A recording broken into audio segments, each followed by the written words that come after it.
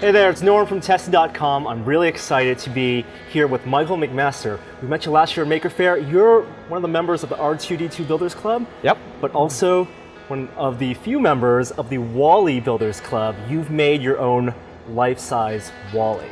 Oh. Wally lives on a farm. We're here at your orange farm in the middle of California to see your workshop and to hear about the story of how you built this Wally. So where did this begin? Well, in 2007, a gentleman named Scott Washburn, as a joke, we're all members of the R2 Builders Club, and we found out about this movie Wally, and it hadn't come out yet. It wasn't going to come out till 2008, and he said, hey, why don't we start a Wally Builders Club? And we joked around, yeah, okay, let's do that. So we started a Wally Builders Club on Yahoo as a Yahoo group, and we had about a dozen members. You know, before the first movie came out, Scott had built a body with a head on it poking out. And we thought, well, hey, that's actually kind of funny. You know, maybe it would be kind of fun to build a Wally. And so the next thing you know, well, 5 years later, we had this. So going from building R2s to Wallies, R2 was a real robot. They made a dozen of them for Star Wars, so you had some reference material. What was the reference for Wally?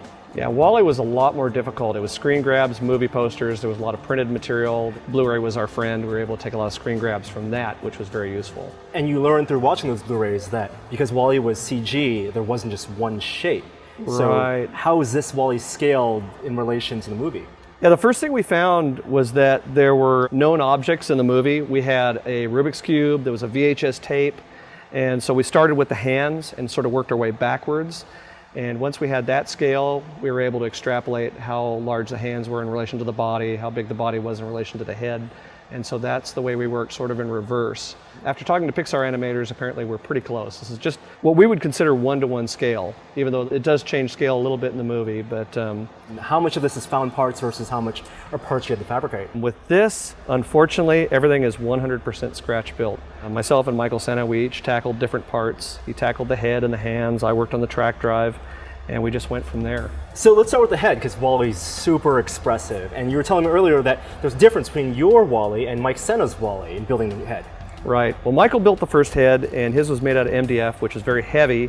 I wanted to primarily use servos to move the head around, so I had to figure out a way to make it lighter. So what I wound up with, this is actually foam board like you'd find in Office Depot, and then I skinned it with paper. It's matte paper that there's like 5 layers in there. So it's really sturdy, but it's very lightweight. The servos have no trouble at all moving with it, and I use just a very simple video camera pan and tilt. Wow, and then this doesn't look like it's paper. Even though it's foam paper, it looks like rusted metal. So there was a lot of painting and weathering this. Yeah, I used the reference photos, so I knew that it had to have a lot of rust on it. Fortunately, I know a lot of guys that are prop builders, and so they were able to give me advice as far as how to paint it, techniques to use to make things look really weathered. Fortunately, there's a lot of YouTube videos, there's a lot of reference material on the internet, so I just dove in and just started painting it. Since we saw you last year, you've made some improvements. This is an ongoing project. So Right. tell me a little bit about the things you've changed in this. Right, this one has an automotive lift now, a little linear actuator on the arm.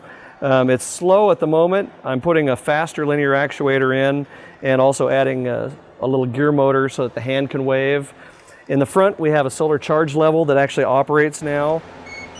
Once it goes through this sequence, it resets and it monitors the battery voltage. Michael and I designed it, but 2 other builders in the R2 group, Doug Dobbins, Michael Wheeler, they built this brilliant circuit board that has actually multi-functions. It's Arduino based, it's expandable, it has way more features than we ever dreamed we would need, but already we're coming up with maybe potential future uses for it. Now your R2 runs on wheels, and it helps that it works on wheels because it's easier to move it, and Wally works on treads. That must have been one of the toughest parts of building this Wally. Yeah, well, Michael was working on the body and the heads and all those dimensions. I was working on the track drive, and the track drive turned out to be very problematic because we wanted it to look like it does in the movie, but it still had to work in the real world. And of course, in CGI, you don't have to worry about the real world physics and you know, making things operate properly. The first thing we started with was a part that was made in a rapid prototyper. This was made by Andy Schultz, another R2 builder who was in our Wally building group.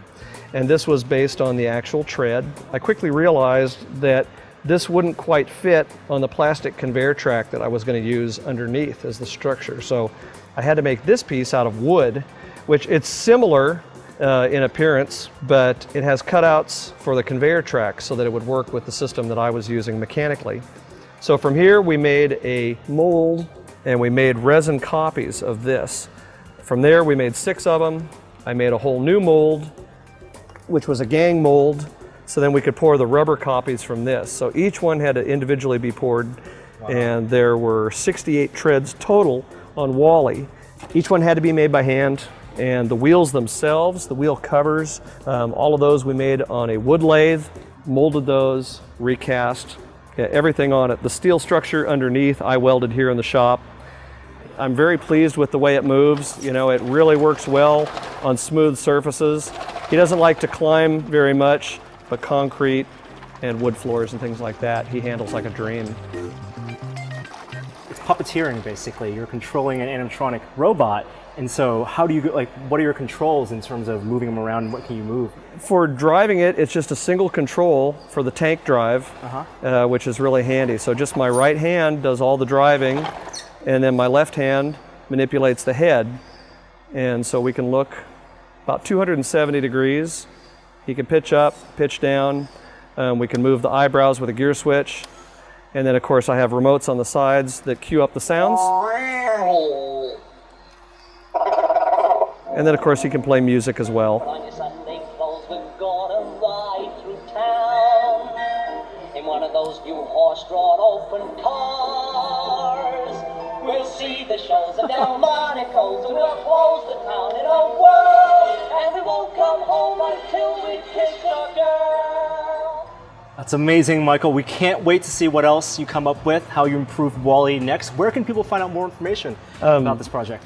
The Wally Builders Club, it's a Yahoo group, and they can go to Yahoo and type in Wally Builders Club. They can find us there, or they can go to wallybuildersclub.net. And for more makers like Michael and their amazing projects, you can go to Tested.com, subscribe to our channel on YouTube. I'm Norm, this is Wally, it's Mike. See you guys next time.